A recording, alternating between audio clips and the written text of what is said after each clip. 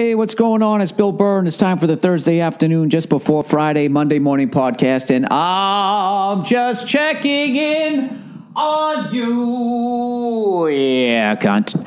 How are you? What's going on? Jesus Christ, I wrote my little notes here. I wrote eclectics instead of Celtics. Huh?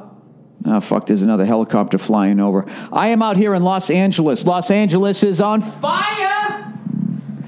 That's all everybody's talking about. Oh, my God, are you okay? Are you anywhere near the fire?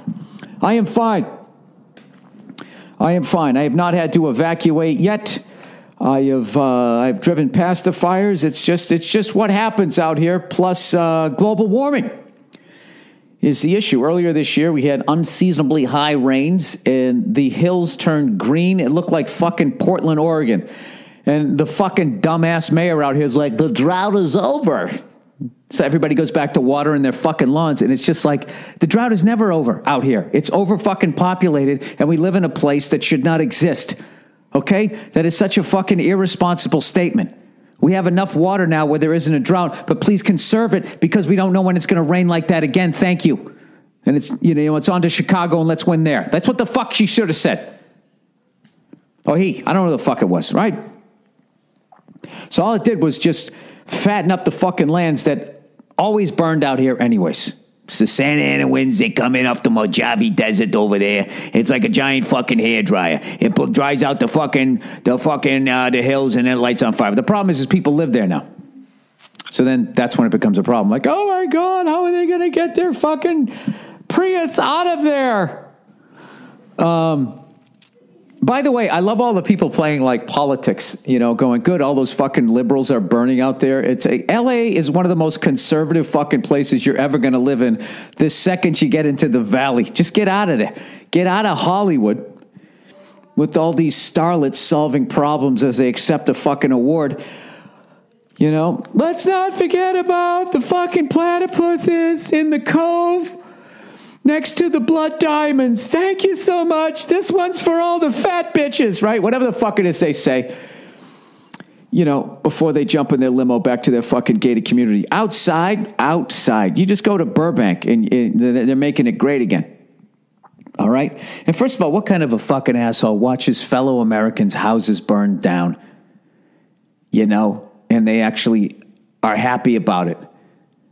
You know what I mean? This is how fucked up, like politics has become in this goddamn country. However, I feel like Hollywood did bring it on themselves with their fucking finger wagging.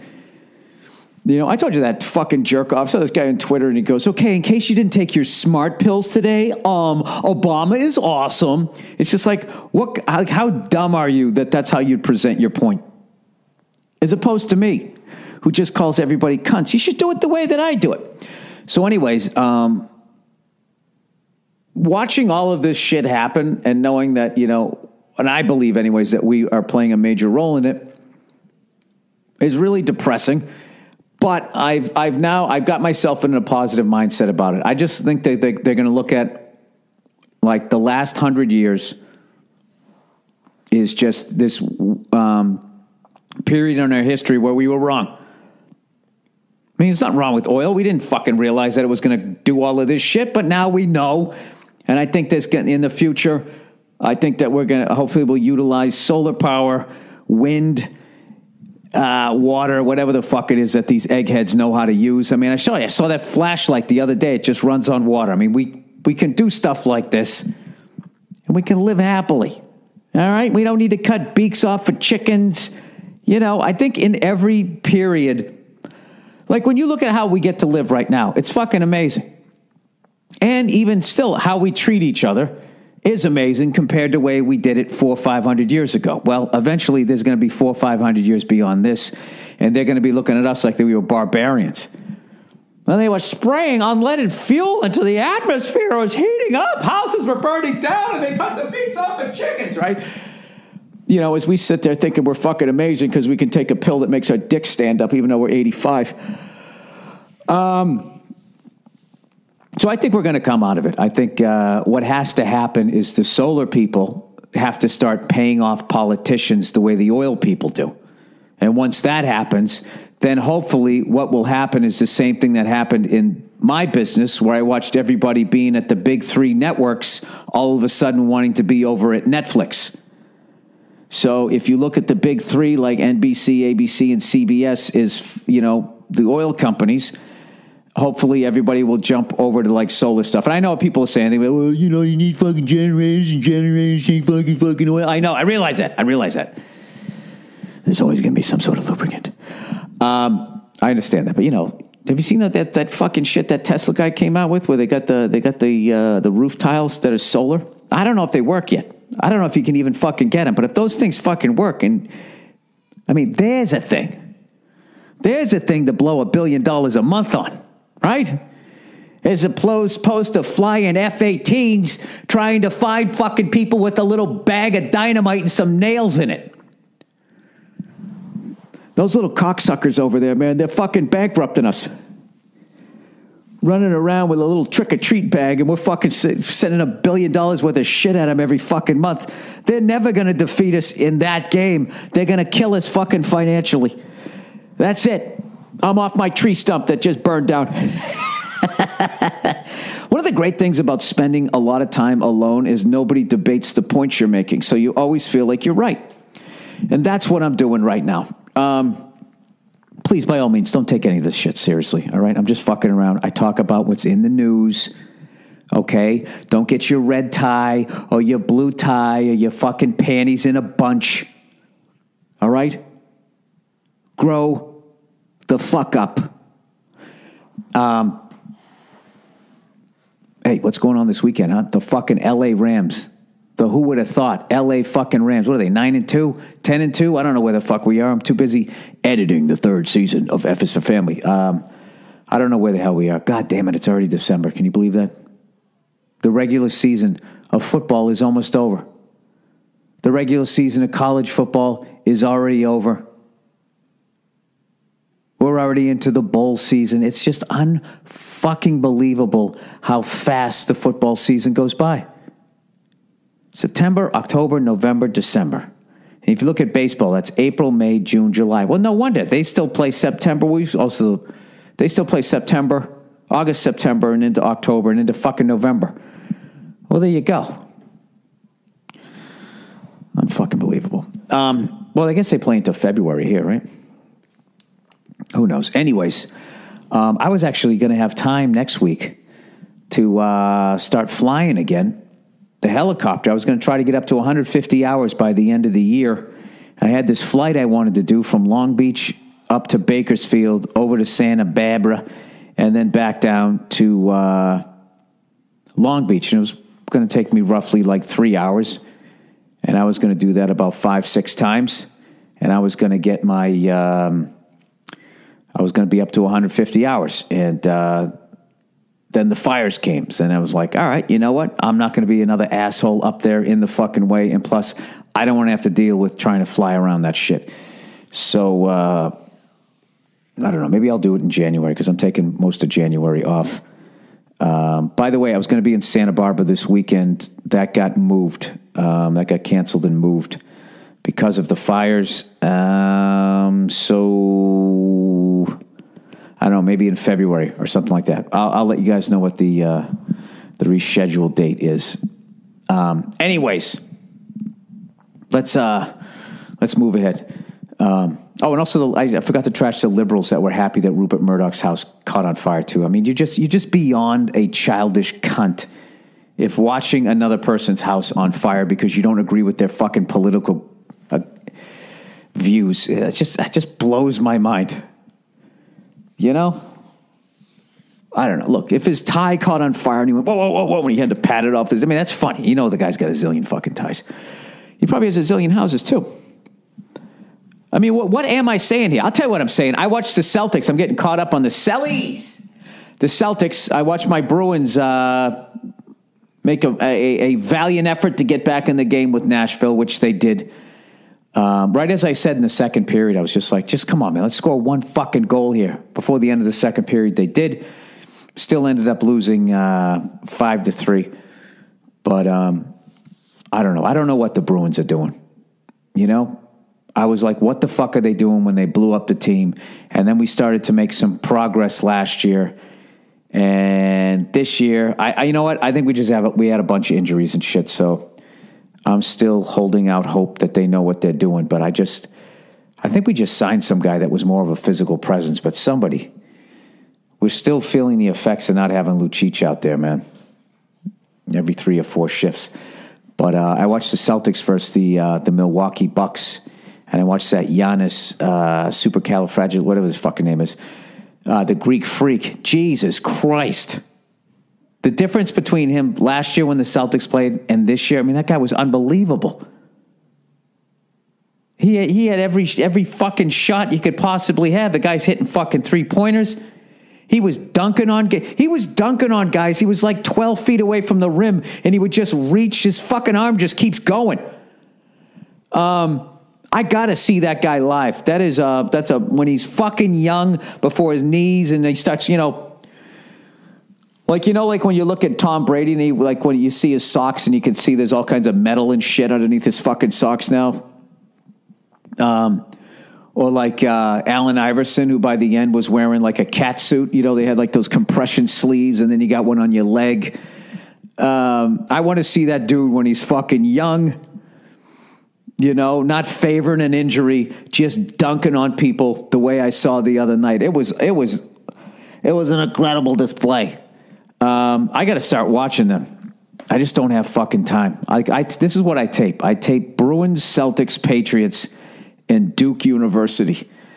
And I try to stay up on those as much as I can. And I got to start taping the Kansas Jayhawks too. And there's just not enough fucking time. Kansas Jayhawks, that's my first team. But I got into Duke last year when I went to that game. And I don't know. And I called in their show and I got to talk to Coach K, and he was talking about like how hard it is to recruit now. Because everybody's like one and done. And he somehow got another whole batch of one and doneers out of the shit. 2 or 3 guys, and I don't know. It's like what Kentucky does every year. But I don't know what happened to me. I've slowly become like a college sports fan while trying to still pay attention to the pro shit. Still not knowing what the Los Angeles Rams record is. All right, what we got? We got Jared, what was his name? Goff? Joff, however the fuck he says. His last name is like, how do you say GIF? Jiff. Is it Jiff? Is it GIF? Versus Carson Wentz.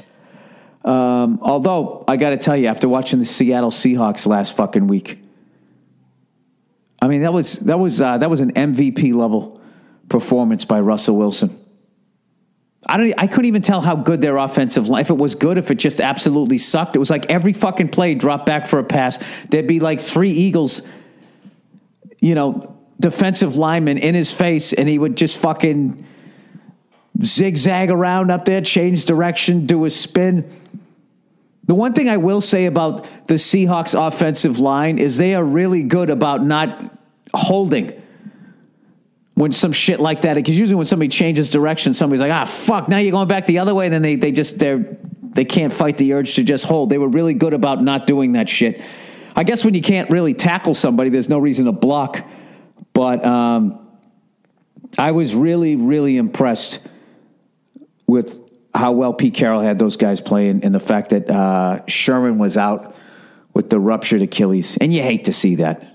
Where is the fun beating Seattle if Sherman isn't playing? You're not beating the Seahawks. I mean, come on. You're beating an injured fucking team. But they still looked, I think, the Patriots, Jesus Christ, we don't get enough pressure on a quarterback. Forget about a guy that runs around like that. I would not want to play those guys. I admitted it. They're a scary fucking team. All right, let me read a little bit of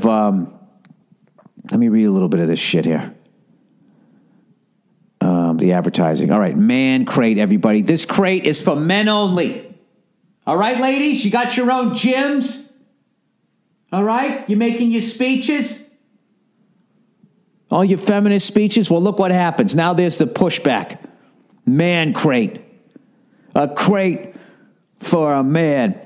Or if you're a lady out there and you want to buy your guy a crate of shit, this is probably it.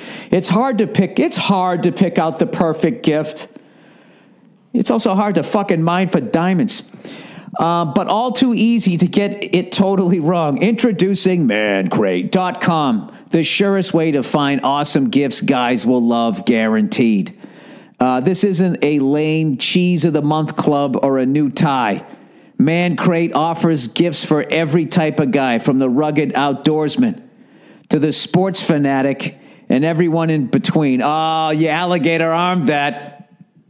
The rugged outdoorsman to the sports fanatic. Come on, man. I once they said the rugged outdoorsman, I thought they're going to be to the hipster with the jeans that are making him not be able to have a fucking baby anymore.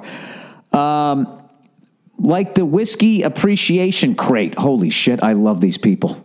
These people have my full fucking endorsement. The Whiskey Appreciation Crate? The fuck is that? With a personalized lasered etched decanter and glasses for his favorite drink. They put your name on the glass so you don't even feel like an alcoholic. You feel like you accomplished something. I love Man Crate. And the Grill Master Crate with a brass knuckle meat tenderizer and a cast iron smoker box. Jesus, that's for the fucking angry guy, huh?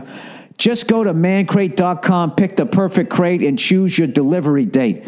When his Man Crate arrives, he'll be the envy of every guy in the room as he pries that bad boy open with his own laser-engraved crowbar.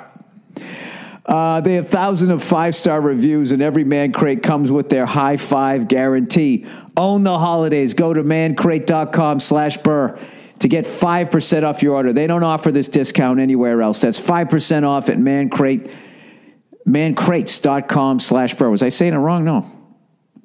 It's mancrates.com. Sorry, plural. mancrates.com/Burr. All right, tipsy L's, everyone. All right, everyone needs, and I want to see that fucking Greek freak dunk on a bunch of tipsy elves. How about that? Everyone needs an ugly Christmas sweater this time of year. If you want bragging rights for the most talked about sweater at your Christmas party, listen up. While you're shopping for your ugly sweater, check out the other holidays, all the other holiday attire for yourself or as a gift, like adult onesies. They even sell wild and crazy ski suits for you skiers out there. For men, 3-piece Christmas suits, interactive sweaters, beer pong, cornhole, and hilarious holiday T-shirts. For women, holiday leggings, whore it up, sweater dresses, and cozy adult onesies, specific sizing for men and women so everyone can get a perfect fit. You know what those adult onesies remind me of? You know those people, I don't even believe that they exist, those people that dress up like mascots so they can fuck each other with some donkey head on. I don't believe that those people exist. Or is that a stepping stone to bestiality? You know? Once you fucking, like, the Ohio State Buckeye fucks the, I don't know what, the San Diego chicken. That's so fucking weird. Right now, my listeners get 20% off tipsyelves.com when you use my code Burr at checkout. That's 20% off anything you order on the site. Shop now so you have the best selection to choose from and have it in time for your ugly Christmas sweater party. Go to tipsyelves.com, enter my code Burr. Enter my code Burr at checkout to get your 20% off site-wide discount. That's tipsyelves.com and my code Burr. Oh, look who's here, everybody. MeUndies. LA is fucking on fire. MeUndies. Someone fucking lit a tire. It rolled into the hills and burned the houses down. The guy who created Ninja Turtles now has to dress like a clown because he had all his money in a fucking safe inside his house that fucking burned down. The money didn't burn. The fire department stole it. Ba-da-ba-da-ba-dee-beep-boop. Yeah, that's a big thing, you know. Just like there's corrupt referees in the NBA, there's corrupt firemen. And you'll have a fire in your fucking garage, and then, you know, they'll put that out, and when you go into your bedroom, your wife's missing your earrings. Where's my earrings? It burned up in the fire. MeUndies, everybody. Every year, millions of people receive the least liked gift of all time: underwear. But we will still give it to our family and our loved ones who just don't want it. But maybe it's not that the underwear is the problem. Maybe it's the kind of underwear. Let me tell you about MeUndies, the only underwear that makes for an amazing gift. MeUndies made underwear the perfect gift that everyone is going to love you for. It's a goddamn holiday miracle. Jack Nicholson should read that. It's a goddamn holiday miracle. This year, don't give underwear, give MeUndies. This holiday season. To get your exclusive 20% off the softest underwear and socks you'll ever wear. Free shipping and 100% satisfaction guaranteed. Go to MeUndies.com/Burr. That's MeUndies.com/Burr. And the last one, lastly but not leastly, Pro fucking Flowers. Pro Flowers, everybody. If there aren't people you're going to see this holiday, don't send a gift card of the same old holiday traditional shit. Send a Pro Flowers bouquet or plant. Dude, if you're a guy, you should send one of these to another guy friend just because it's fucking hilarious. You know, thinking of you with like hugs and kisses.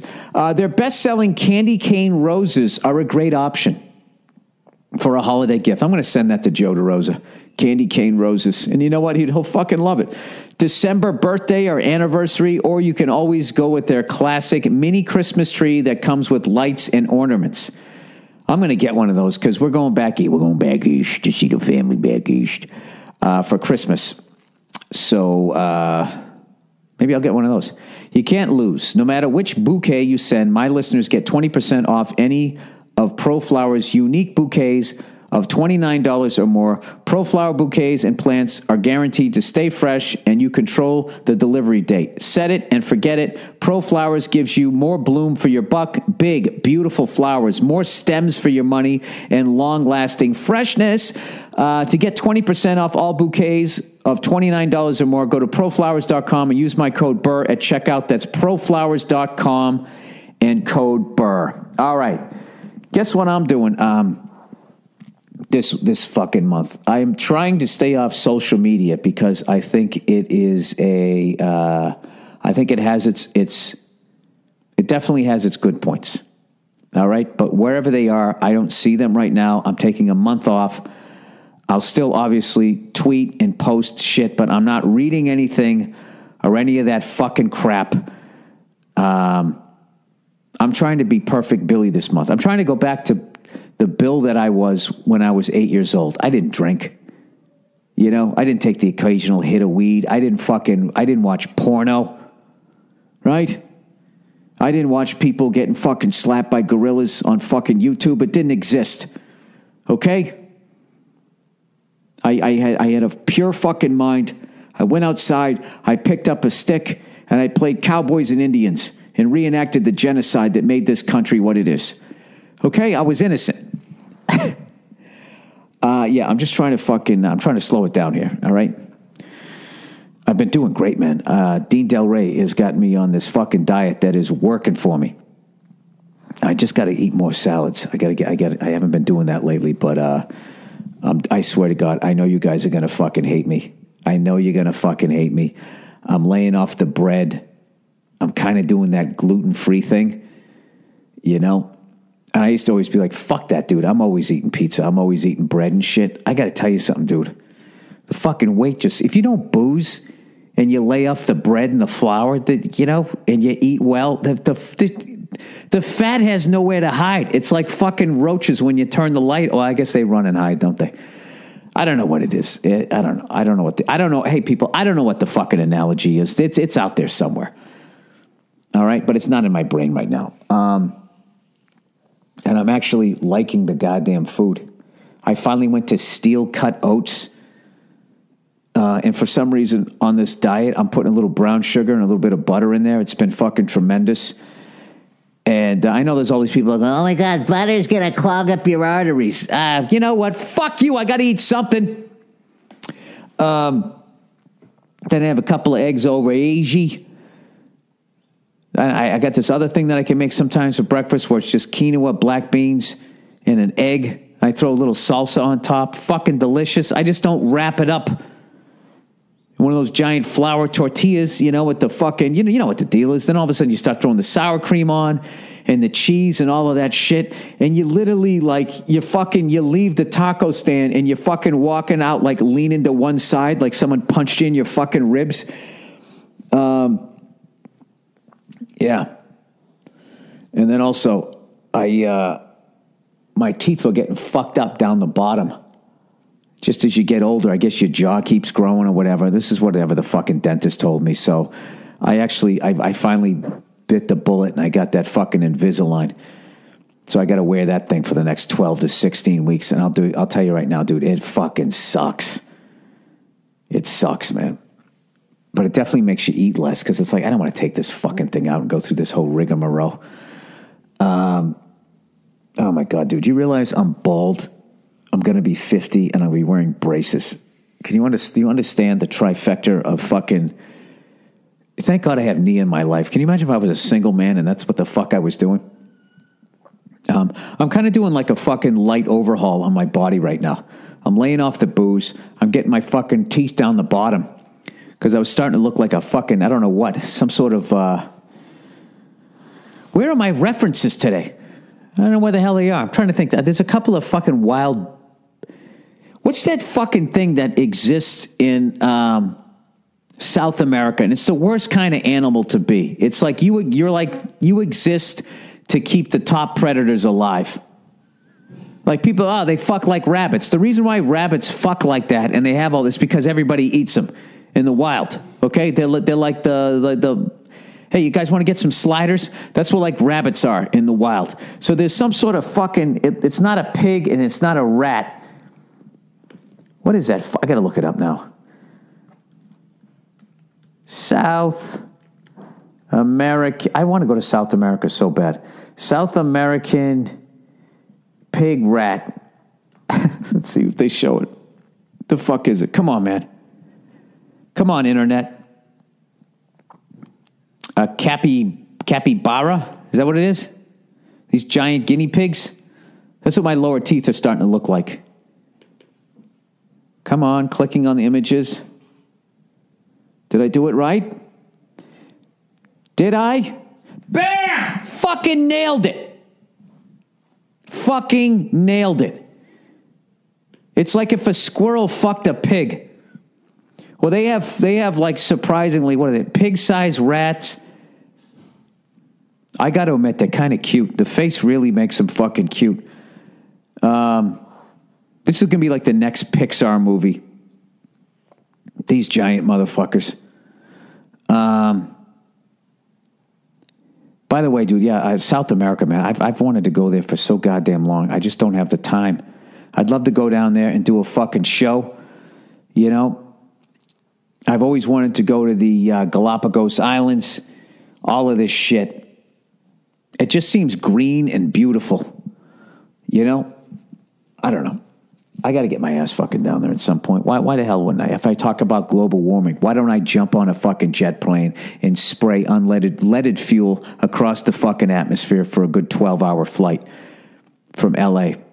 This is how dumb I am. I actually thought because I moved out here, it was a shorter flight to fucking like Brazil or something. I didn't realize that, like, you know, when you look at it, if you're in New York and you flew due south, you'd be on the west coast of their country. Yeah, Bill. Yeah, we all have a globe. We've all looked at a map at some point. Well, you know what? Sometimes I don't look at shit. Anyway, so I don't know shit about NFL football this year, so I'm actually going to go out on a limb here and say something that is based on watching one football game. I'm actually thinking, all right, that the winner of the Rams-Eagles game will fucking lose to Seattle. Oh, but Seattle might be on the road come playoff time.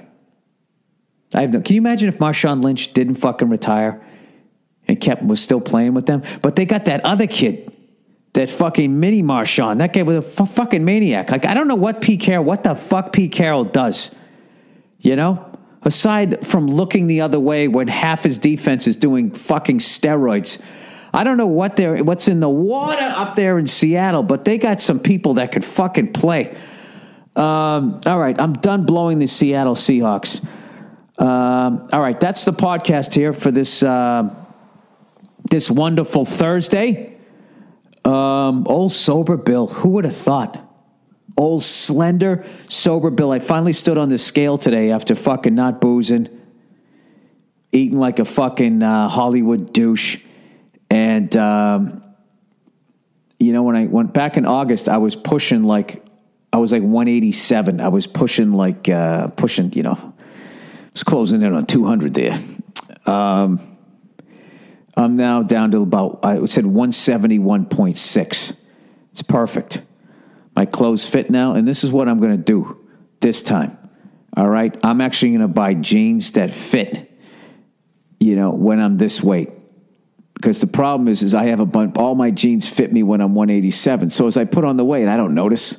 I'm all comfortable. Just fucking walking around in my big fucking jeans. Oh, Billy, big jeans. Oh, that might be my favorite one. Old Billy Big Jeans. I'm not fucking doing it anymore. Do you understand me? Do you still speak English? I'm going to, there's like a Skid Row right down the street from me. I don't go to Goodwill anymore. I don't trust those cunts. All right? What I do is I go down to Skid Row. And I go, hey, you homeless motherfuckers who want free clothes. No, I don't do that. Anybody who's sort of my size, step right up. I go down and I just have the bag and I walk up to where their tents are and I just fucking set it down and I turn around and I walk away like fucking Santa Claus for junkies. Okay? And I got all kinds of shit in there, you know? And it's just funny to me that I'm giving away clothes that like maybe there's some like fucking homeless guy walking around wearing a shirt that I wore on Conan O'Brien. I know what I should be doing is going down there and thinking, oh my God, this is so sad that fellow Americans have to live this way. But I am such a self-involved Hollywood douche. I actually walk away still thinking about myself and how I just gave away clothes that had TV credits. You know? I hate that about myself, but you know, I'm just being honest. I do. And I also feel good that I did something like that. Right? It's all that stuff that allegedly Jesus doesn't appreciate. You know, heathens praying in public. I should just do that shit and not tell you guys that I did it. But now I'm telling you that I did it, which takes away the good deed. Because if you do a good deed just so you can walk around and talk about it or sit down and talk about it on a podcast, you're not a good person. You're a cunt. And so that's what we learned here. You know, if there really was a Jesus, if there really was a Santa Claus, there'd be coal in my stocking, and I would be on my way to the fiery depths of hell, right? According to my religion, just because I went down there and I gave the clothes, but then told you guys about it. That's how it works in my religion. That's how my religion is. All right. I don't even know what the fuck I'm talking about at this point. All right. That's the end of the podcast. Okay? But fortunately, we have some bonus material for you. We're going to play a little music. The great Andrew Themelis always comes up with these tracks. You guys are always, oh, hey, man, like, who's this band? Wow, Bill, you listen to all this interesting music. It's not me. It's Andrew. All right? And then after the music is over, you'll then be able to listen to a Greatest Hits podcast from a Thursday gone by from earlier this year, or fucking, I don't know, whenever the hell I started these. And that's how it works. And if you have a problem with that, then you know what I would do? I would go to the All Things Comedy Network and I would listen to a different podcast. By the way, thank you guys so much for buying tickets to the Patrice O'Neill Comedy Benefit. Tickets are going fast. The lower level is already sold out. Now we got the upper two decks to go. You know what? It makes a wonderful Christmas gift. Why don't you get your best guy friend a fucking a bouquet of candy cane fucking roses from Pro Flowers and get, you know, and then in the card when they think that you went gay for them and they're going like, oh my God, how do I still hang out with this guy? I thought I wasn't homophobic. I'm not homophobic until my best guy friend who I thought was straight has a crush on me. Is that considered homophobia? Okay. If you don't have a problem with gay people, but then one of your friends who you thought was straight, then I'm going to use this, the stupid expression, becomes gay. You know, like they caught the mumps or something. Tells you that this whole time they've been gay and that they also have feelings for you. If you get weirded out by that, like, dude, I can't hang out with you. I can't hang out with you for a while until I can't hang out. I don't think I can hang out with you. I mean, a woman would say that, right? If you were just like, I know we've been friends for a while, but I just want to let you know that I've developed feelings for you. Yeah, you're not coming over her apartment to fucking watch Survivor at that point anymore unless she has feelings for you, right? Isn't that how it works? Well, is it? I don't know. All right. There's a lot of times I should have stopped the podcast 10, 15 minutes earlier, and this might be one of those times. I have no idea, but you know what I have to do the second I fucking shut this off is I have to put my fucking Invisalign back in. It's fine once they're fucking in there, but when you pop them in, they're like, it's, to get the best results, wear it 22 hours a day. You ever go to the airport and you see those people who like broke their fucking ankle and then it's like they got that thing that they are, it's like a scooter and they can just rest their knee on it. This is the teeth version of that. I don't understand why those people just don't use fucking crutches. Do they have like that little upper body strength? Is their cast that fucking heavy? Or is it just more efficient? Those are the hard-hitting questions we ask here in the podcast. All right. Have a great weekend, you cunts. Enjoy the music and the greatest hits Thursday afternoon just before Friday. Monday morning podcast. Started again from the top. Into the doorway through the night. Gotta let it fall from the sky.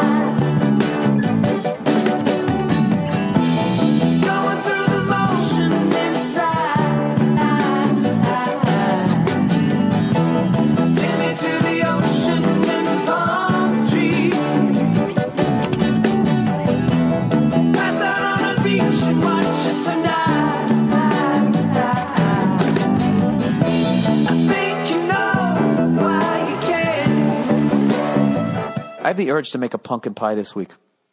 I want to practice before the holidays. Ginger scumbag. Bill, I've been a fan of yours for 15 years. Okay, so you guys got that? This guy has been a fan of mine for 15 years. So for 15 years, this guy has been following me, enjoying things that I'm doing. All right? This guy's locked in for 15 years. The people that work hard every day and spend their hard-earned cash, that's kind of redundant, sir. If you work hard, then you have hard-earned cash. All right? If you got an easy job, then you'd be spending your fucking titty money, right? Bill, just read the fucking email. All right. Just having fun.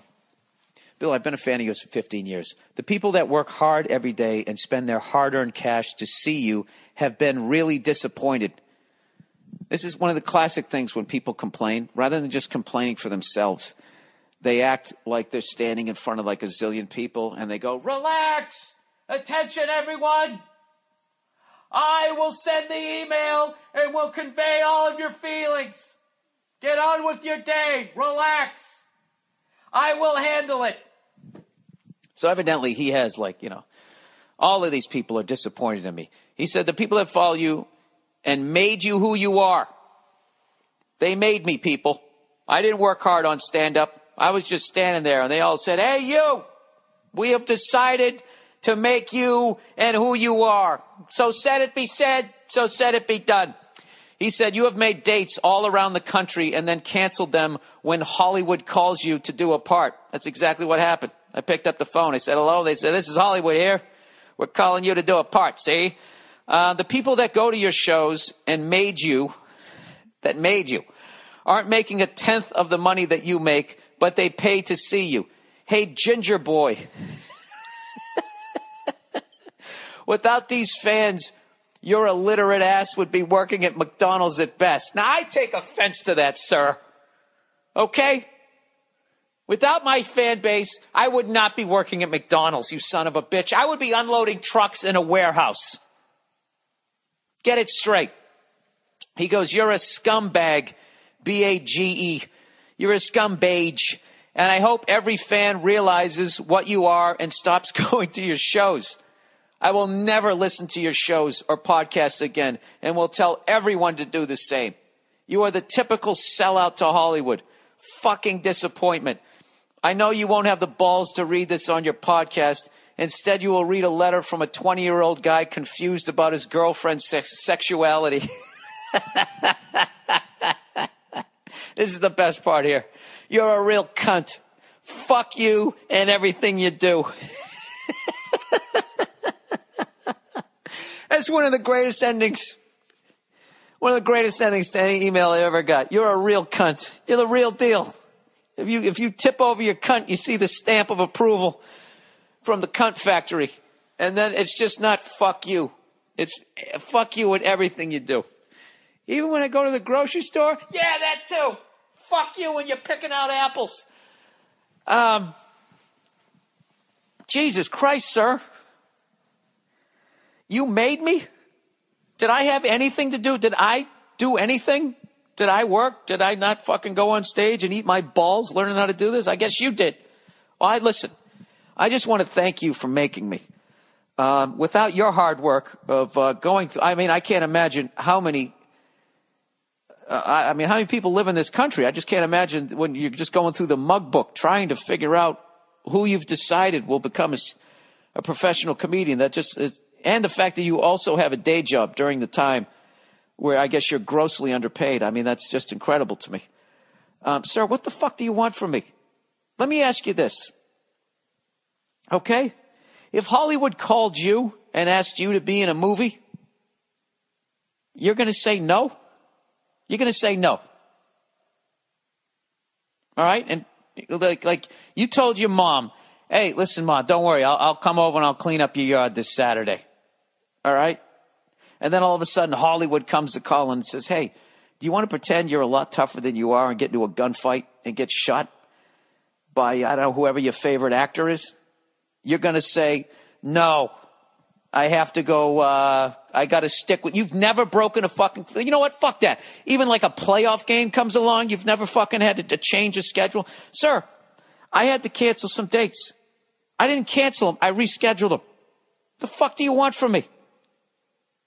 Do you want me to stay in the strip malls for my entire career? Telling jokes? I did that. I'm trying to fucking, you know.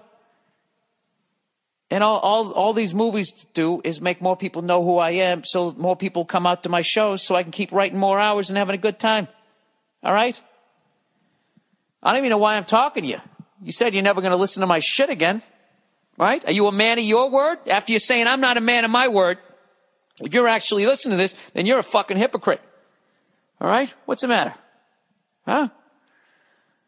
Jesus Christ. You fucking pissed on your sweatpants this week. I don't know what the fuck that was all about. You didn't even say what it was. You made dates all around the country and then canceled them. What the fuck are you talking about? I had one tour I had to move around, and I fucking did the first 2 dates. Then I've made up 1, 2, 3 since then and added another one that wasn't even on that original tour. So go fuck yourself. All right? All the tickets are honored, and if you can't make that date, you get it refunded. Jesus Christ. You know, that tour that I was going to do, I was just going to land in Boise, you know, jump on a bus and knock them all out in 10 days. Now, because that whole thing blew up, now I got to get on it. You know, it's like an extra 10 airplane rides. You don't hear me bitching? Do you? You fucking cunt. You're a real cunt, and fuck you and everything you do. That was worth it. That was worth him getting mad. That's fucking tremendous. Sir, you know what? As much as you disappointed me, you're a real disappointment. You fucking jerk off. You've liked me for 15 years, one canceled fucking gig, and now you're saying fuck me and everything I do? I make that pumpkin pie this week. You're saying fuck the pie too? That's a part of it. You're saying fuck America if you're saying fuck pumpkin pie. But I am a real cunt. I can't argue that.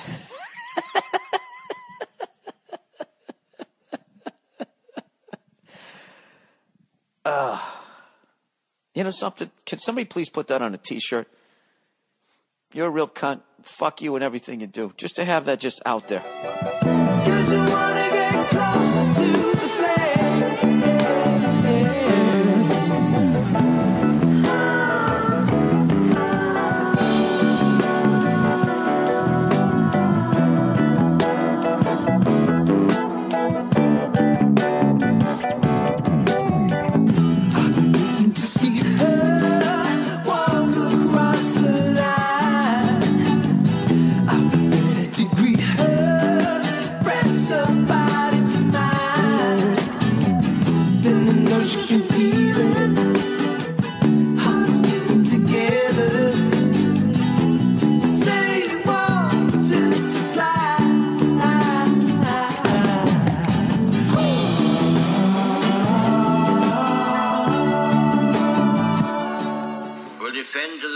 their native soil, aiding each other like good comrades to the utmost of their strength.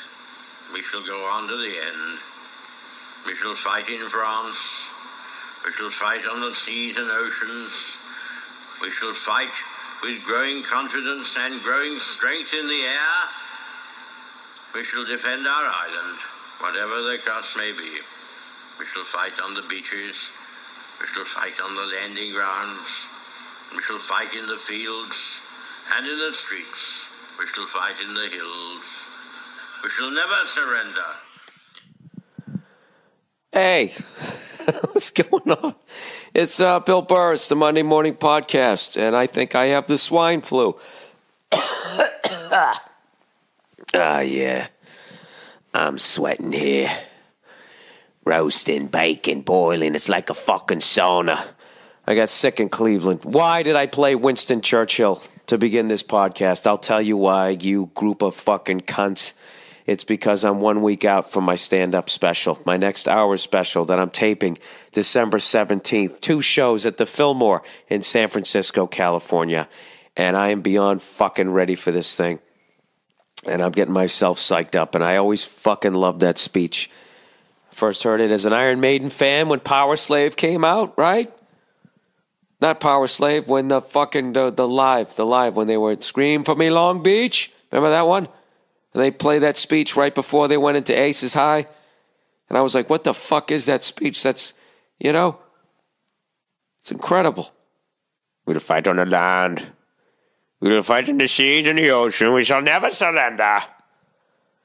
Can you imagine that? What a fucking time to be alive. All these fucking NFL coaches getting credit for their little halftime adjustments.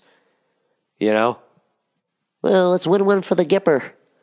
There's nothing compared to that shit. You understand what the fuck was going on? Can you imagine living in that little fucking island they call a country over there in England? That little sissy-ass little fucking island. I'm just fucking with you, you cunts. You're living over there in England, and you got that fucking sweaty, cow-licked, half a mustache psychopath Adolf. Ich bin rein in Steiner Island. Getting all those fucking maniacs all excited for the Blitzkrieg. And you're sitting there having your little fucking cup of tea or whatever the fuck it is you do over there. With your fucking handmade britches, listening to the radio. And then you go to this guy. We shall fight on the land, we shall fight in the sea. Fight in France. That's the fucking greatest. It's the fucking greatest thing ever. And they did it. They fucking fought him off. They survived the fucking Blitzkrieg. What exactly was the Blitzkrieg? That was Adolf's strategy where he hits you from the air, from the sea, and also on the land all at once. Is that what it was? Or was it just his bombing sort of, I don't fucking know. My nose is clogged up. I want a nose transplant. This sucks. Fucking blows. I was getting sick on the way to Cleveland. I was fighting this shit. What kind of a fucking asshole gets a cold in Los Angeles? That's why I moved out here. I was like, oh my God, I'm so sick of getting the sniffles. I don't want to get the sniffles anymore. I'm fucking losing my voice. It's Sunday night. It's 9:31. And just flew back from Cleveland today. I'm supposed to be in my acting class. And I wasn't able to do that because obviously, I'm not one of those don't you hate those fucking assholes who are sick and they still come to work? And then not only do they come to work, they want to get like they want you to be like, wow, what a trooper. It's like, dude, you're fucking sick and now you're going to make me sick. Get out of here. Go crawl back down your fucking manhole wherever you got that 28 days virus that you're fucking bringing in here, you maniac. Get out of here. The fuck out of here. What you do here is not important. Do you understand that? That's why your cubicle is so small. Take a fucking day off. I fucking hate all those people. All those assholes. The first fucking warm day in the spring, and you look out the door. What do you see? Some asshole in a tank top and fucking short shorts jogging down the fucking goddamn river, right? right next to the fucking river. Stupid son of a bitch is going to get sick, and then he's going to fucking show up and get everybody else sick. So I don't do that shit. When I get sick, I stay home and I do a podcast. That's what I do. Fuck. I got one of those headaches where when you're lying down, it doesn't hurt. And then when you get up, you almost fucking tip over. You can feel every time your heart beats on either side of your forehead. Fuck. You know what I noticed? It's such a weird night, if you don't watch football. Like Sunday night, especially around December. They showed all the first run episodes, so they got a lot of reruns. And now they're trying to do some little holiday special things. I was just watching Pavarotti duets live from, I don't know where. I'm going to guess Italy. Because it looked European. The guy's singing in Italian. I know it's opera. You could be singing it anywhere, but whatever. Man, I turn it on, and there's Annie Lennox and that scraggly dude from the Eurythmics, and they're singing some song. She's a terrible dancer, by the way. It really surprised me. And he's standing there stoically in his fucking tuxedo, waiting to sing.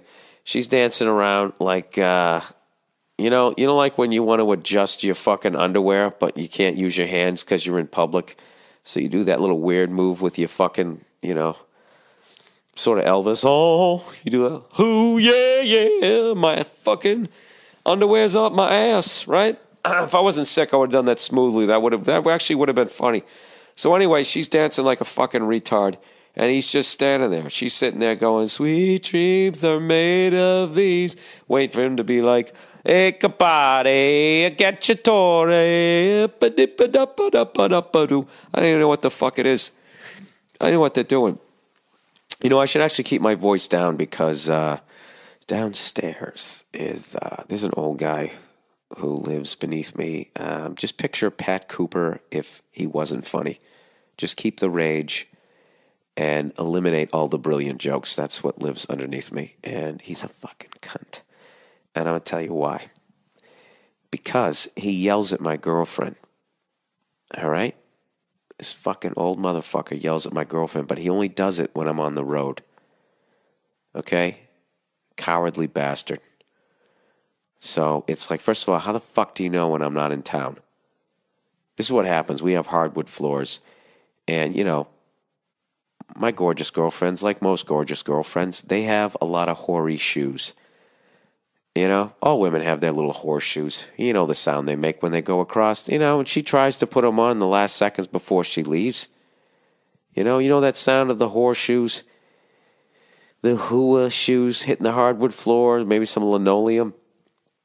Have any of you guys noticed that you can be engrossed in the greatest conversation ever with one of your guy friends, and the second you hear high heels hitting the floor, you immediately, both of you stop talking, you turn to look, Let's see what level of whore we're talking. Oh, the old business suit. Oh, yeah, I have a career. I'm not that kind of girl. Your shoes are giving you away, Wendy. We know all about you and your drunken escapades down at the TGI Fridays, okay? So stop with your whole Demi Moore little fucking vibe. What is going on with that fucking broad anyways? Demi Moore, is she going to age at any point? You know what? When I was flying out back from Cleveland, sometimes I don't want to think, and I bought People magazine. And, you do the crossword puzzle, you feel smart. And starred with 7 across on Happy Days. Anson Williams. Oh God, look at that! 17 letters. What am I trying to say here? Yeah, so some woman had written in. I wish I still had the magazine. Somebody asked me if they were like, "Can I look at that?" Can you look at it? You can fucking have it. Blow your nose on it. I don't give a shit. It's People magazine. Some lady had written in because they had written a big article on Demi Moore, where they were just so sexy, so hot, and 48. And then this person had written in response to that. So sexy, so hot, and 48. Yeah, anybody could be that with Botox, a private chef, and a fucking personal trainer, Women are really competitive with that shit. You know, that's like if they did an article and they talked about the toughest guy ever on the planet. You know, no matter how much you respect him, at some point you're gonna have to be like, that guy's a fag. You know, dude. You know what I would do, dude? Right? No, I'm serious, dude. You know what I'd do? I'd walk up to him, you know, like, hey, bro, what's going on? I'm gonna buy a run. The second he looked away, dude, I front kick him right in his knee, blow out his fucking ACL. Dude, I'm telling you, it works. I'm taking this fucking Israeli shit, dude. I'm telling you. I took like 2 classes, and now I just use the fucgi gi as pajamas. But, you know, I still feel like I know how to fight. Shut up. Yeah, there's a few girls out there who just are not aging. To me, more than Courtney Cox. I don't know what they're just like. That's the funny thing about that Courtney Cox show that she has that's out right now, where she's... you know, she's supposed to be like this desperate, what the fuck do they call those? Wolves, ducklings, cougars. There we go. Fucking NyQuil kicking in, baby.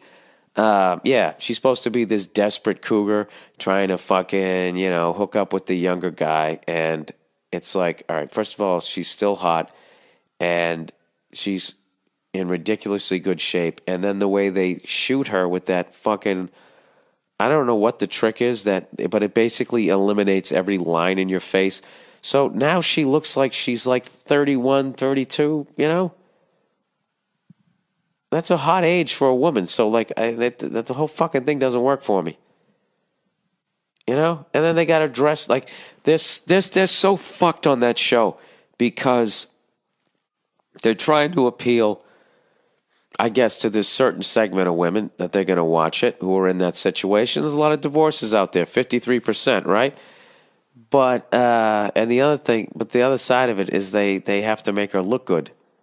You know, they got to whore her out, so they kind of cancel each other out. Like, it doesn't make sense. I'm like looking at it going, wow, I fucking banged that girl in a second. She's gorgeous, right? But then they're making her walk around like she's desperate. You know, I just realized I admitted that I watched that show. When the fuck did I watch it? Do I at least have the out that I was on the road and I was lonely? I think I watched that show by myself in my own apartment. Wow. You know, every once in a while you find a new level of sadness in your life that you didn't even know existed. Like you're so not even in touch with how pathetic your life has become, that you just openly admit something like that. And then by the end of it, you know, like if you guys were actually sitting here like halfway through it, you would have given me that look, the same look you just gave your fucking iPod or your radio or your hi-fi, whatever the fuck you're listening to this thing on. You know, except I didn't see it. That's the great thing about this podcast is when I start opening up and making an ass out of myself, you guys can sit there and laugh at me. And fuck, I wish you were here right now because I would have stopped that story. Wow, that's embarrassing. That is really fucking embarrassing. So, anyways, I'm sick. And I'm getting ready to do my special, but I'm getting over this shit. I don't give a fuck. I want to thank everybody who came out to see me at Hilarities in Cleveland this past weekend. I had a great time. And, you know, I want to thank Nick for having me out there. Just a fucking great club owner. You know, salt of the earth guy. He's one of these guys, he's like fucking, I don't know how old the guy is. He's somewhere in his 60s. I'll say 61 in case he's listening. I know he's like 63. But he still lifts, still wears like a wife beater. But he's a classy guy. You know? He can still fuck somebody up. It's, you know, it's very inspirational. You know what's funny about him too is that you can tell that we were talking about having a temper. And I have a temper, but I wear mine more on my sleeve, which lets you know that I'm pretty much harmless. But it's the guys who you know have a temper, and they're really soft spoken. Those are the guys who will literally twist your fucking head off like a fucking beer cap. You know those guys? He's one of those dudes. Like somebody told me a fucking story about him doing some crazy shit, and then I asked him about it. And then he's telling the story, and he's just, oh, you know, I kind of, I had a situation, and, things got interesting. And, I mean, it's just one of those things. It's what happened. And then he just, like, immediately moves on. And then later on, you find out he beat the shit out of 7 guys with, like, a fire hydrant, As opposed to the other guy who doesn't even throw a fucking punch and then adds, like, 97 details, right? So I could tell the way he was standing that he was a southpaw. So I start cheating to the right? Shut the fuck up. Dude, I'm telling you, I'm taking this jiu-jitsu stuff. I started watching Spike. Went down. I got a gi. I went down there. I took 1 class. I got my ass kicked, but I'm really good at like seeing things for like an hour and then being able to talk about them like I've been doing it for 10 years. Wow, my nose just hit another level of being fucking stuffed up. Okay, this is going to be a short podcast, everybody. All right, what else can I admit to that's fucking embarrassing? It's not embarrassing. Santa Claus is coming to town. Is that the name of it? Is on tomorrow, that claymation thing that I used to watch as a kid, and I'm recording it, and I'm going to watch it with my girlfriend. Hopefully I'll have a Christmas tree up by then. And if I had a fireplace, I would get a fire going, but I don't, so I'll just light our little fuck candle. Anyways, happy holidays to everyone. I have not even started my shopping. I do a thing on this podcast where people give me, I give people advice, and this week somebody is actually giving me advice. How the fuck do both nostrils get clogged up at the same time? My fucking dog sleeps all day long, and then it comes in at night, and it is like tired from sleeping. You're a bum. Look at you. I'm teaching the dog how to speak, and I swear to God, you got to hear it. You got to hear it. It's absolutely adorable to me. It will be annoying to you. And I'm gonna fucking play it. Oh, I know what I wanted to do. I wanted to go on fucking YouTube and find out why Carcillo got suspended against the fucking Capitals. Dude, that guy, I swear to God, is like Mickey Featherstone on fucking skates. Jimmy Coonan, That's why when I look at him, he's got that same haircut. Anybody read that book, The Westies? That's what he reminds me of. Like he should be in Hell's Kitchen in the 70s, but he's playing for the Flyers. All right, Carcillo suspended. Let's see what this brings up. Sorry, Winston Churchill. Cheap shot, Carcillo. That's 2000. What the fuck did he do? If anybody knows what he did, let me know. Just let me know what he did. He did something against the Capitals. I have no fucking idea. Anyways, let's get on to the advice. Somebody wanted to give me some advice this week, which is the nice turn of the advice, considering it is the holidays. All right. Jesus Christ. Carcillo has more fight videos than Britney Spears has look at my vagina videos. Thank you. That was a joke. Sorry, I'm sick. This is really bad. Come on, Bill. Step it up. Oh, I didn't finish telling the story about the guy downstairs, right? So this fucking asshole. This is what he does. Anytime my girlfriend walks across the floor, he just goes, what does he say? He goes like, oh, great, keep it up.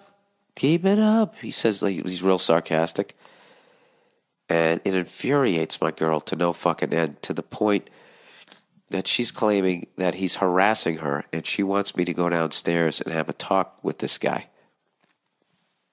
And there's no way this isn't going to be fucking hilarious, which I'm going to go do, right? But I don't understand, like, what if this guy just says, why don't you go fuck yourself? What am I going to do?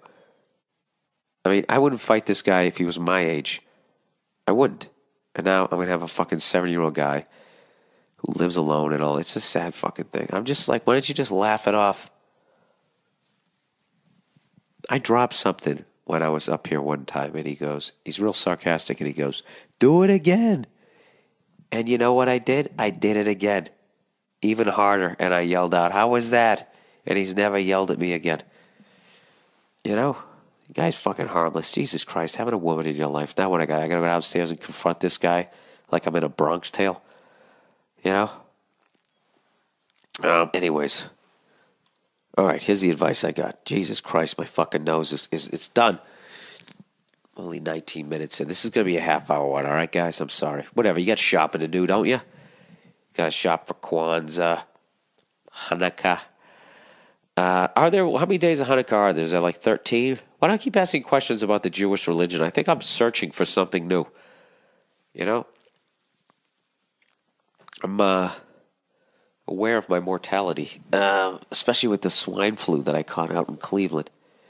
Don't you guys just celebrate it on one day? Or do you really have to buy somebody 13 fucking gifts and give them something every day?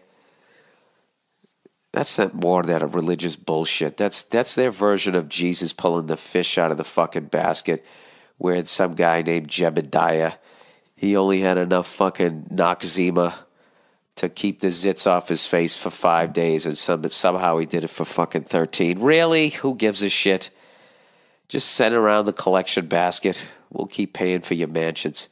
All right. Dear Bill, a regular listener of your weekly podcasts, which I enjoy immensely. Thank you.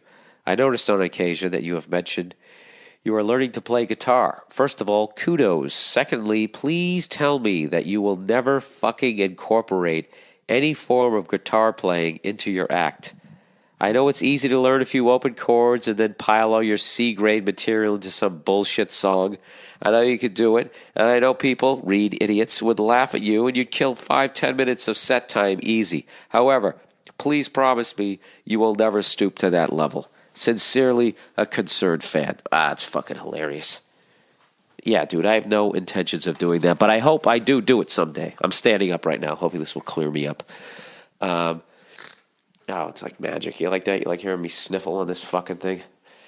I actually hope that I do that one day, sir. And you know why that is? Because that would mean that I have actually reached such a level of success that no one around me can tell me what a horrible mistake I'm fucking making with my career. You know? Kind of like Al Pacino in the 90s. He was like such a legend at that point. Not one director ever pulled him aside and was like, Al, you're yelling.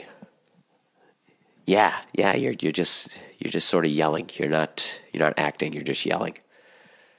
No, I'm serious. We're like on the 6th day of the shoot here, and this scene is like, 2 lines, you're getting some coffee and a donut, and you're just kind of yelling.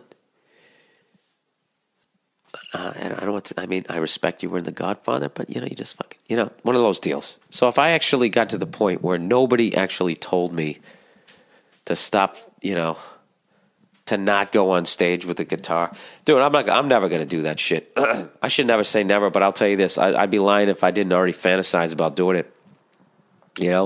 Like fucking having the greatest hour special of all time. And then the end, my encores, I come out and I play better than Stevie Ray Vaughan. And then next thing you know, I'm playing drums in Them Crooked Vultures when David Grohl has to take a night off. Right? Don't you guys have fantasies like that? You got to dream big. And then sit down and watch that Courtney Cox fucking... whatever the fucking Cougar show is.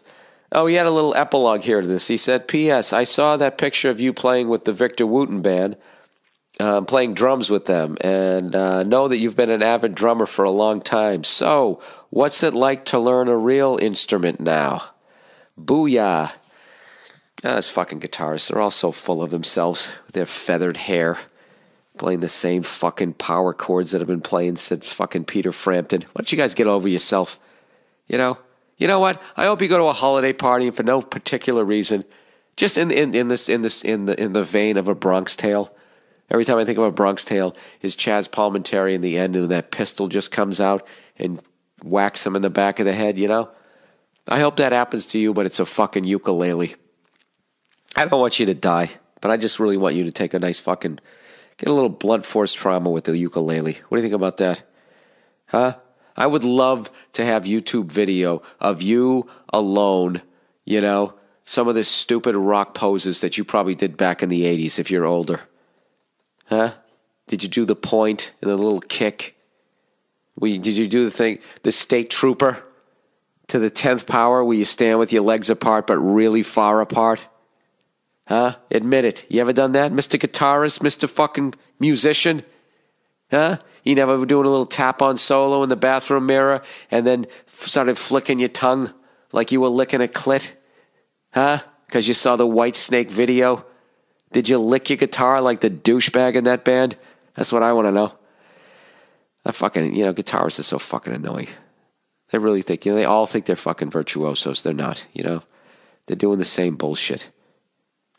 I actually did notice that, I'm not even going to say that. Why would I do that? Then I'd be shitting on a band that I fucking like. All right, let's plow ahead here. What the fuck is wrong with my keyboard here? All right, Bill. This is what I would tell you right now. This guy is asking me for advice, and I don't know what to do on this one. Okay, so I need some help on this one. All right, Bill. I have a situation for you.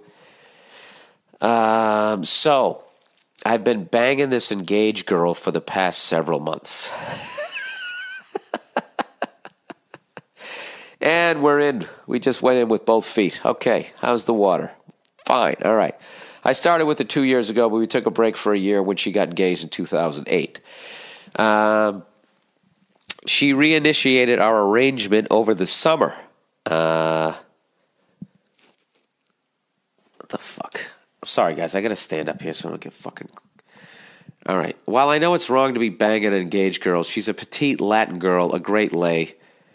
She's 22 and her fiancé lives over in London.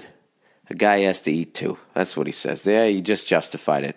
However, now that the miserable son of a bitch is moving from London to New York to be with her, it hit me that marriage is actually a serious move in life, and this poor bastard is going to be spending the rest of his life with her.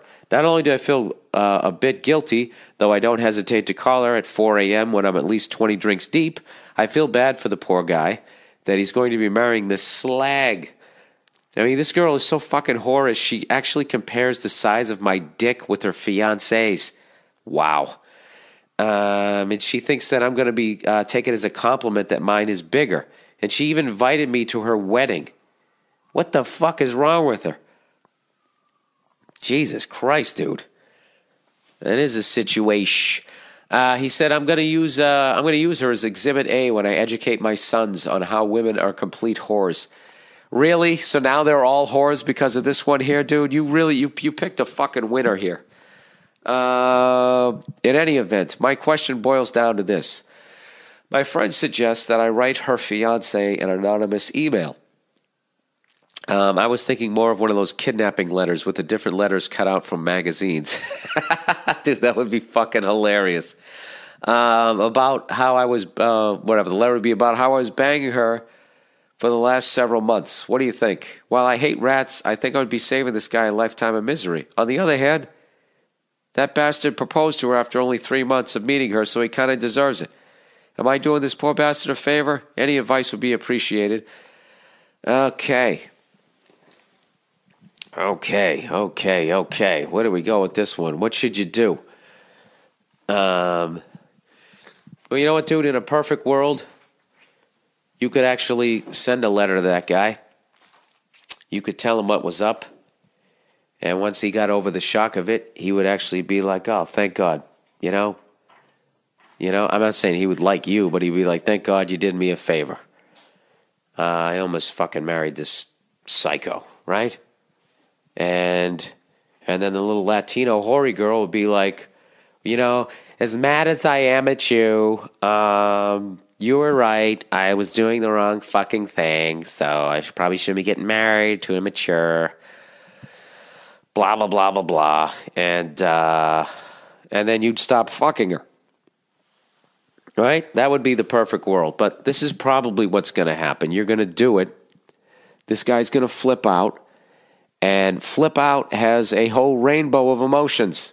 Anywhere from collapsing in the street, crying, and peeing on himself to going over there and choking that woman to death.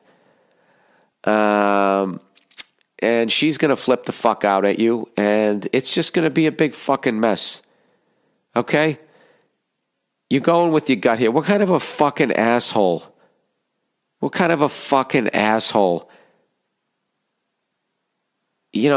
Date somebody who lives on the other side of a fucking ocean. If you need a passport to get to the person that you're going to marry, not only should you not marry them, you're not even in a relationship with them. You know what I mean? Fuck that. That's fucking retarded. You know what that is? He was so used to fucking all those pasty bitches over there in London with their awful fucking teeth and their fish and chips breath. All of a sudden he comes over to New York on the fucking Puerto Rican Pride Day parade and it was over.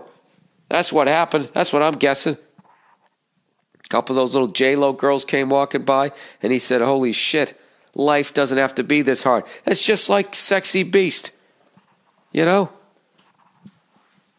Do you ever miss London?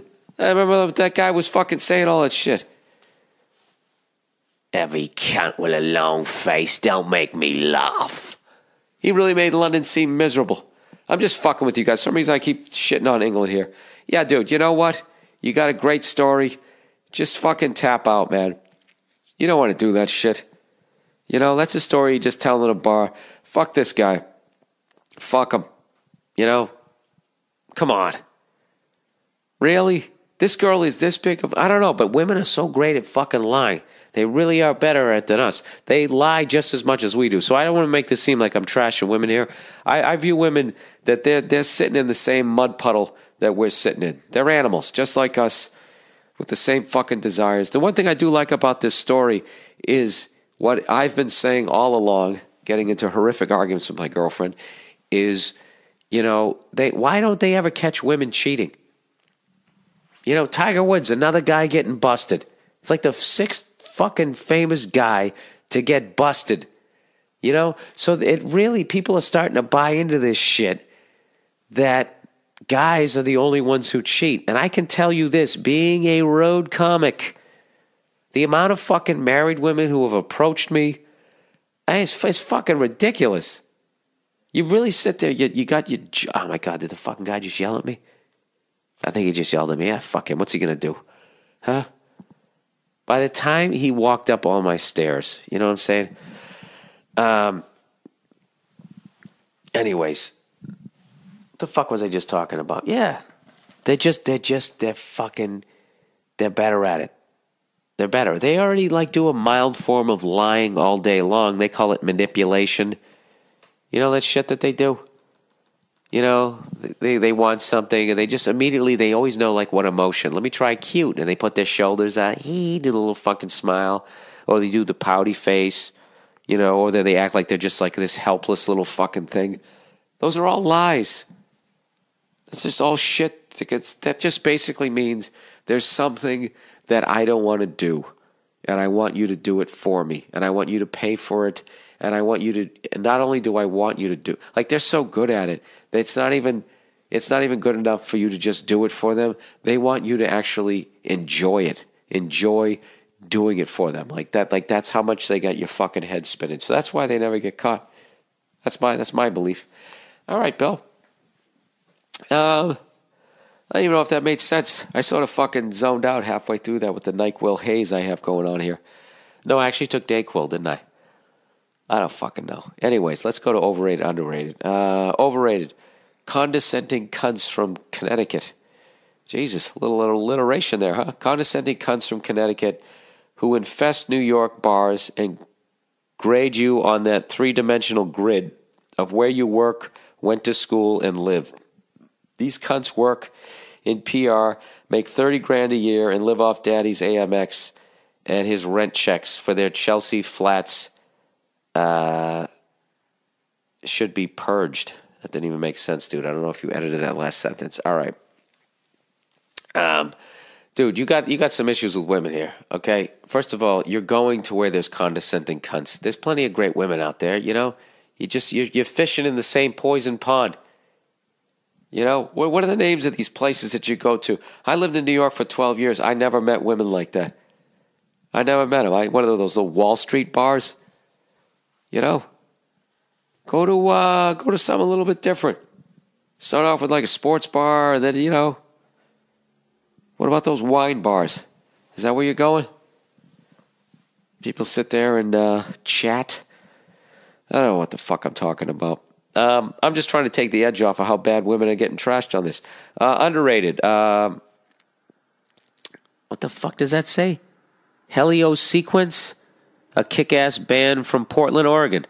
HELIO, Sequence. All right, I'll check those guys out. Thank you for the email.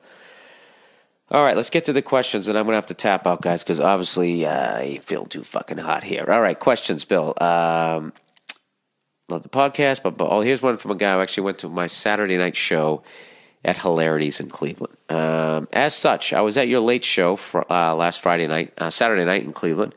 The group I was with went out for dinner and drinks before the show, and everyone was having a great time. So we get to the club, take our seats, and the waitress informs my buddy that they have some absinthe martinis. Absinthe, I believe, was illegal for a long time, and recently now it isn't. They used to think it made people go crazy or something like that. So he offers to buy them. So my buddy offers to buy those absinthe martinis for everyone in our group. Mind you, everyone had said that they were not planning on drinking at the club due to various obligations they had the next day. So he buys ones for everyone but me, I'm driving, even though no one really seems to want it. Now, my girlfriend is a small girl, as such, cannot really hold her liquor that well. So this martini comes that she didn't want, and she begins to drink it. I see her sipping on it throughout the opening and middle acts until it's finished. Finally, you get on stage. We're all laughing our asses off. Then all of a sudden, I notice her stop. I look at her, ask if she's okay, to which she shakes her head and says no. And she says she needs me to take her to the bathroom. Why I need to go, I have no idea. You know why? Because she's a fucking woman.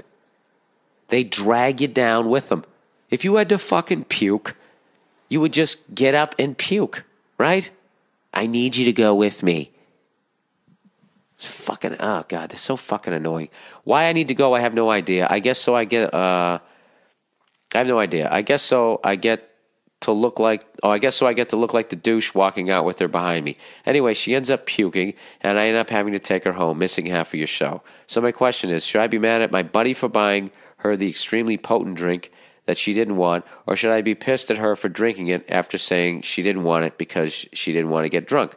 I'm kind of mad at both of them, but more so at her because no one put a gun to her head and forced her to drink. She chose to. All right, who should you be mad at? Oh, Christ. I don't fucking... These are hard questions. You know what? You should kind of be mad at yourself for somehow... First of all, I need you to go with me to the bathroom. That's just one... You know what? That's one of those things where you shouldn't have to go to the fucking bathroom, but that's one of those things, if you don't, they're going to make it seem like, it's Vietnam and you took off in the chopper and left them down there like fucking Willem Dafoe. You know what I mean? It just becomes that, if you were thick, I would have fucking blah, blah, blah. It's amazing, sweetheart, how you're always a hero in these hypothetical situations. You know why that is? Because they're hypothetical. That annoys me. Why do you have to go to the fucking bathroom? What did you do? You can't go in there.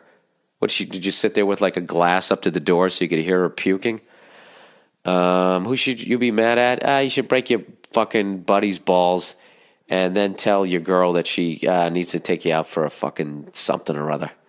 Just go make her do something for you. Break her fucking balls about it, Because you got fucked in all of that. Your buddy's a dickhead. What do you care, He's probably trying to bang the other girl that's at the table, right? He's doing what he's doing. He's getting everybody liquored up. He's trying to be a show-off, right? Absinthe, it used to be illegal, right? He orders all the fucking things. I don't know. That's what I would do. I'd break your buddy's balls, and then I'd make your girlfriend, I don't know. Tell her to go make you breakfast or something. And say it as chauvinistically as possible.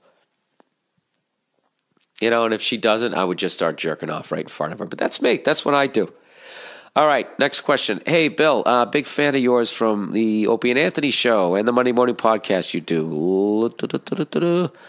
Quick question for you. I am a military vet.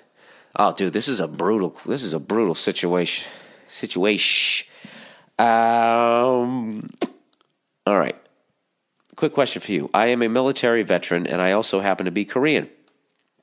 I'm in college right now, and all my friends are white. When we hang out and get drunk, the ugly racist shit comes out. I know the difference between joking around and real hate. My problem is, I was home last week getting food with my dad. When outside, I hear, "Fuck you, chink," yelled at us. I went blind with rage and jumped out of the car. that was going about 20 miles an hour. I chased the two fucks down, but I tried to, but they were too fast and got away. Chink is probably the racial slur that hurts the most. That shit really eats away at me. My parents are immigrants, but they work hard, and I've never fucked over anyone or cheated on their taxes, etc. I felt that I served my country for a year in the desert just to come back and still be hated because I have small eyes and a tiny penis. Are you just okay? Any advice on how to handle undeserved racism? Any advice to help my friends understand what it's like to be a minority? Anyways, let me know what you think. Huge fan of fucking Chink. All right, dude. All right, the first advice I would give you is when you want somebody to understand what it feels like to be a minority, you probably shouldn't ask a white male heterosexual.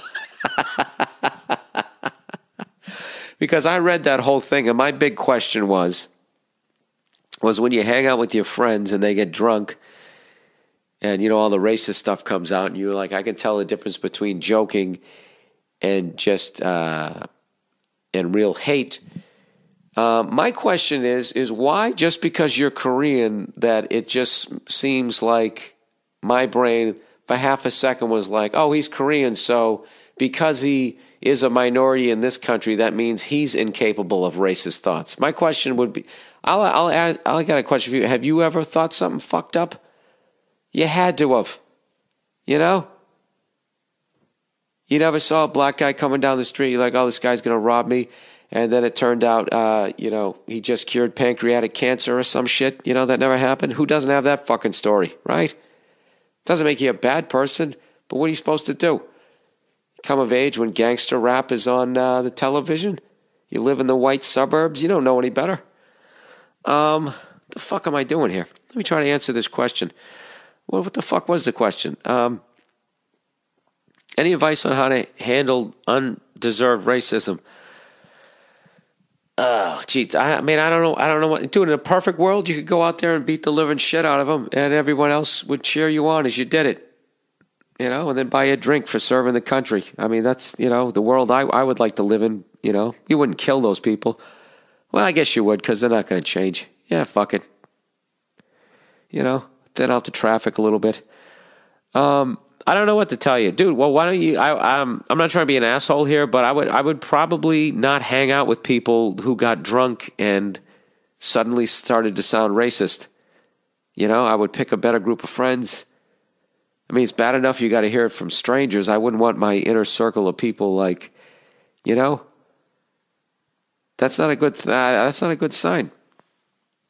When I get drunk, I like to explain stuff. I don't just start, putting on a Klan hood.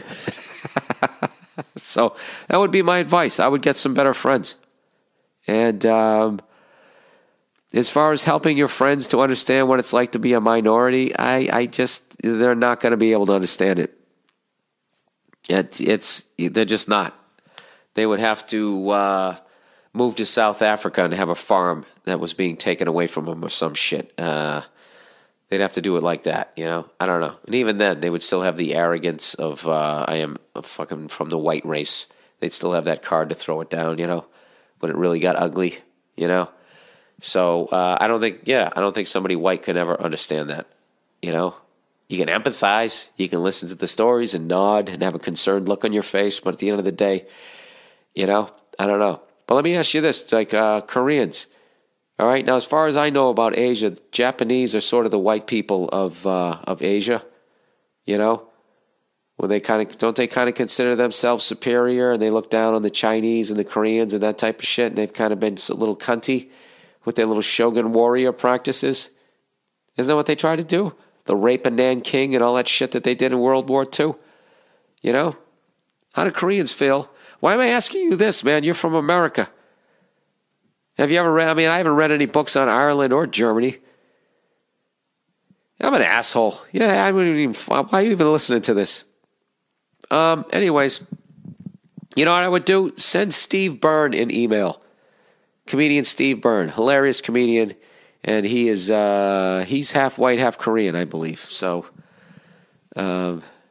he'd probably tell you to punch him in the face if I know him. He likes to play hockey. All right. More overrated, underrated. I had a great time at your show in Cleveland. Underrated. Okay. Okay, this guy basically did an overrated, underrated from the show that he saw me do. He said, underrated, the way non-smokers smell. I'm not saying that your fans stink, but sweet Jesus Christ, I kept looking around during your set because I could have sworn that someone was smoking a cigarette, especially those two hicks who were heckling you. I was behind them in line for your DVD, and they just reeked of cheap tobacco and booze. I'm not some militant anti-smoking guy. As a matter of fact, I quit smoking about 4 months ago. I'm just horrified that I smelled that bad for 20 years and wasn't even aware of it. Another underrated, people who don't have to tell you every thought that pops into their head. The guy sitting behind me at your show was easily the guy who was laughing the loudest, which I'm guessing is good for you as a comedian. What you couldn't hear, thankfully, is the way he would comment on almost everything you said on stage. Now he goes to give some examples. What a great analogy Bill just made. That is a really old reference. That's hilarious. I can't believe Bill just said that. Jesus, how did you not punch that guy in the throat? And he said he did about 1,000 more deep observations. Obviously, he's being sarcastic. I was glad he was enjoying your show so much, but fuck, I just wanted to turn around and tell him it's okay to just think these things. Dude, you should have said that. You don't have to tell your buddy every reaction you're having to Bill's jokes. Save something for the ride home, for Christ's sake. But I didn't say anything because I'm a peace-loving pussy who just sits there and lets people annoy him. Thanks for the great show, and it was nice to meet you afterwards. All right, dude. Sorry you had that bad time. Yeah, that was a weird show. I just had a couple of drunks there who thought they were helping the show, and they weren't. So I fucked with them a couple of times, and then I just had to deliberately make it uncomfortable, and then I got out of it. And then what ended up happening was most people didn't even hear them, so they were like, what did they say? What did they say? They were yelling Jew, and then they kept yelling faggot. That's what they were doing. I don't know why. I made a reference to a dreidel, and then they thought it would be funny if they just kept yelling Jews. I don't know why. They were vibing on some shit, and then I was talking about some sort of homophobic thing, and then they were yelling, you faggot, you fucking faggot, faggot, the entire joke, like every 2.5 seconds. And in their world, it was hilarious, and it was helping my set. So what are you going to do? All right. I'm going to go take a bath. There's a visual for you. I'm all fucking aches and pains here. No, I'm not. I'm going to fucking take a shower like a fucking man. That's it. That's the Monday morning podcast this week. I apologize for the nasal problems here. And I apologize to my cunty downstairs neighbor. Everybody have a great week. And please come out and see me up at the Punchline up in Sacramento. Uninformedradio.com to listen to my radio show with the wonderful Joe DeRosa. The Teen Idol sensation of the Opie and Anthony radio program on Sirius XM. What else can I hype? I think that's it. Go to BillBurr.com. I have about 5 people on my mailing list away from having 10,000 people on my mailing list. And I would like, as a Christmas gift, for 4 of you to sign up for it. Could you do that? Lovely. That's it. You guys have a great week, and I'll talk to you next Monday. All right.